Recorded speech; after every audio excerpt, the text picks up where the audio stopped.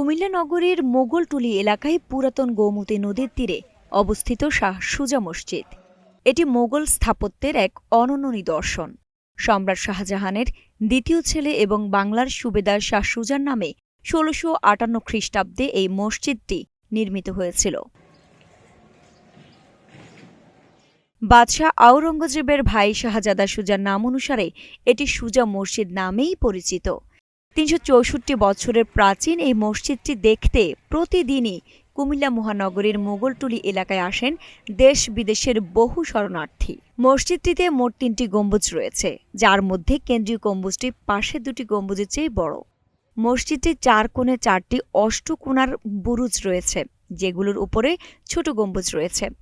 এর পূর্ব প্রাচীরে ৩টি এবং উত্তর ও দক্ষিণ প্রাচীরে ১টি করে খিলানযুক্ত প্রবেশ পথ রয়েছে। প্রধান প্রবেশ পথটি অপেক্ষাকৃত বড়। মসজিদটির দৈর্ঘ্য ১৭.৬৮ মিটার বা ৫৮ ফুট এবং প্রস্থ ৮.৫৩ মিটার বা ২৮ ফুট। উত্তর দক্ষিণে লম্বা দেওয়ালের পুরুত্ব ৫ ফুট ৮ ইঞ্চি। বারান্দা ২৫ ফুট। মসজিদটি প্রতিদিন ভোর ৪:৩০ থেকে রাত ১০:৩০ পর্যন্ত খোলা থাকে। মসজিদের সামনের অংশে দুটি বড় মিনার রয়েছে। ২২ ফুট করে দুটি কক্ষের ওপর আছে দুটি করে আরও ৪টি মিনার। শাহ সুজা মসজিদের পুরনো স্থাপত্য শৈলী ঠিক রেখে আধুনিক কারুকাজের সমন্বয়ে সামনের অংশ সম্প্রসারণ করা হয়েছে। মসজিদের উত্তর পূর্ব কোণে একটি সুউচ্চ মিনারও নির্মাণ করা হয়েছে। প্রাচীন এই মসজিদটি দেখতে মহানগরীর মোগলটুলি এলাকায় প্রতিদিনই দর্শনার্থীরা ভিড় করেন। ৩০ বছর যাবত নামাজ পড়তেছি। এই মসজিদ থেকে আমার বাসাটা একটু দূরে হইলো, তারা মসজিদ আমার কাছে।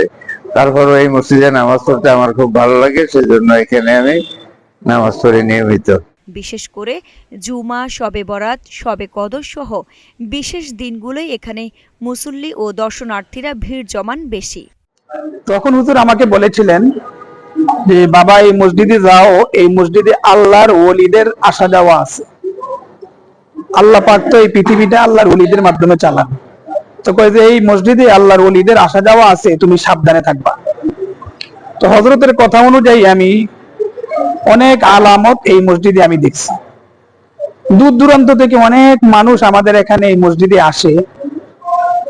আসলে এই মসজিদে একটা আলাদা বরকত আছে, তো আল্লাহ ওয়ালাদের আসা যাওয়া আছে, এই জন্যই দূর দূরান্ত থেকে মানুষ এখানে আসে। প্রাচীন এই মসজিদটি বিশ্ব ঐতিহ্যের অংশ।